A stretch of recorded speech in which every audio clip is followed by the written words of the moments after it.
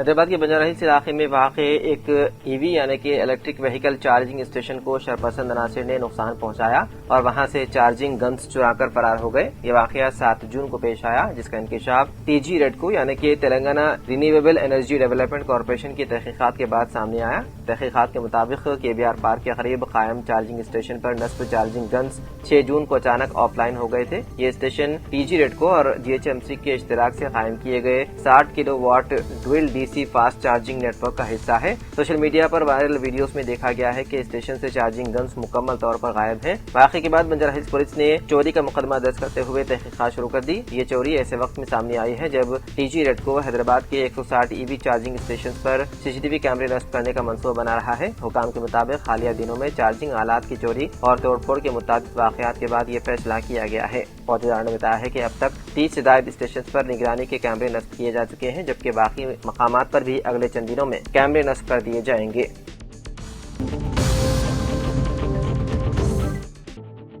संगारेड्डी के एक 26 साल नौजवान को जाली नंबर प्लेट इस्तेमाल करने के इल्जाम में मंगल के रोज गिरफ्तार कर लिया गया। पुलिस के मुताबिक मुलजिम की शनाख्त P अरुण गौड़ के तौर पर हुई है, जो अपनी गाड़ी पर जाली रजिस्ट्रेशन नंबर इस्तेमाल कर रहा था ताकि ट्रैफिक चालान से बच सके। इस जालसाजी के बाइस ईदी बाजार के रिहायशी आसिफ खान को गलत तौर पर ट्रैफिक चालान जारी हो गया, क्योंकि उनकी सुजुकी बर्गमैन स्कूटर का असल रजिस्ट्रेशन नंबर भी यही था। आसिफ खान की शिकायत पर संगारेड्डी पुलिस ने मुकदमा दर्ज करते हुए तहकीकात शुरू कर दी। पुलिस ने अरुण गौड़ के खिलाफ धोखाधड़ी और बेईमानी का मुकदमा दर्ज कर लिया, जबकि मोटर व्हीकल एक्ट की दफा 192 के तहत बगैर दुरुस्त रजिस्ट्रेशन के गाड़ी इस्तेमाल करने का भी केस शामिल किया गया। हुकाम ने बताया है कि जाली नंबर प्लेट्स के इस्तेमाल के खिलाफ खुसूसी निगरानी जारी है और ऐसे मामलात में सख्त कानूनी कार्रवाई की जाएगी।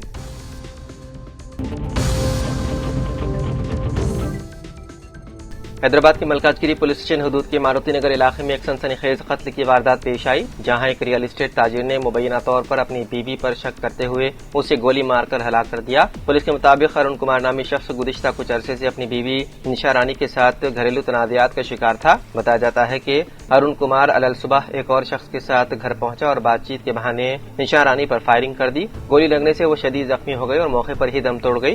फायरिंग की आवाज सुनकर मुकामी अफराद ने फौरी तौर पर पुलिस को इत्तला दी। पुलिस ने मौके पर पहुंचकर नाश को पोस्टमार्टम के लिए गांधी अस्पताल मुंतकिल कर दिया और इस सिलसिले में मुकदमा दर्ज करते हुए तहकीकात शुरू कर दी। तहकीकात में इंकशाफ हुआ है कि अरुण कुमार ने अपनी पहली बीवी को तलाक देने के बाद उसकी बहन से मोहब्बत की शादी की थी। पुलिस के मुताबिक तकरीबन 3 माह कबल अंबरपेट में गाड़ियों की तलाशी के दौरान अरुण कुमार गैर कानूनी असलाह के साथ पकड़ा गया था और उसके बंदूक जब्त कर ली गई थी। पुलिस को शुबा है कि असलाह जब्त होने के बाद अरुण कुमार ने पुराने शहर से ताल्लुक रखने वाले अपने दोस्तों की मदद से एक और बंदूक हासिल की और उसी हथियार से अपनी बीवी को कत्ल कर दिया। पुलिस मामले की तमाम पहलुओं की बारीकबीनी से जांच कर रही है।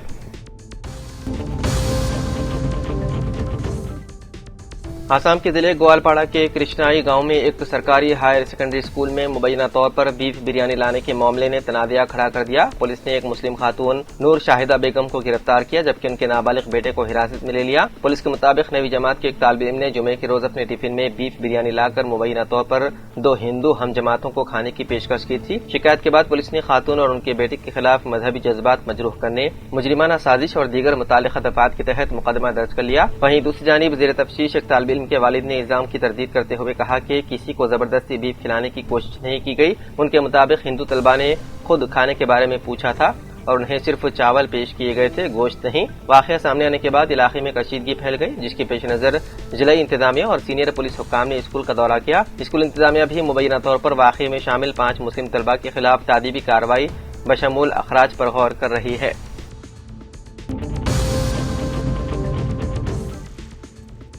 रियासत तेलंगाना के हल्के मदहोल बासर में गोदावरी नदी में एक अफसोसनाक वाकया पेश आया, जहां एक ही खानदान के 3 भाई दरिया में डूबकर हलाक हो गए। हैदराबाद के काचीगुड़ा के चप्पल बाजार इलाके के चंद्रशेखर, रामचंद्र और मल्लेश अपने अहले खाना के साथ बासर आए हुए थे। सरस्वती के दर्शन करने के बाद वो गोदावरी नदी में मुकद्दस डुबकी लेने के लिए नीचे गए। वो गलती से एक गहरे में इलाके में चले गए और डूब गए। मुकामी लोगों ने उसकी इत्तला फौरी तौर पर पुलिस को दी। पुलिस और रेस्क्यू टीमों ने मौके पर पहुंचकर इमदादी कार्रवाइयां करते हुए तीनों की नाशें निकाल ली। माददा नाशों को पोस्टमार्टम के लिए भेज दिया गया और मुकदमा दर्ज करके तफ्तीश शुरू कर दी। पुलिस ने अकीदतमंदों को चौकस रहने और खतरनाक इलाकों में न जाने का मशवरा दिया।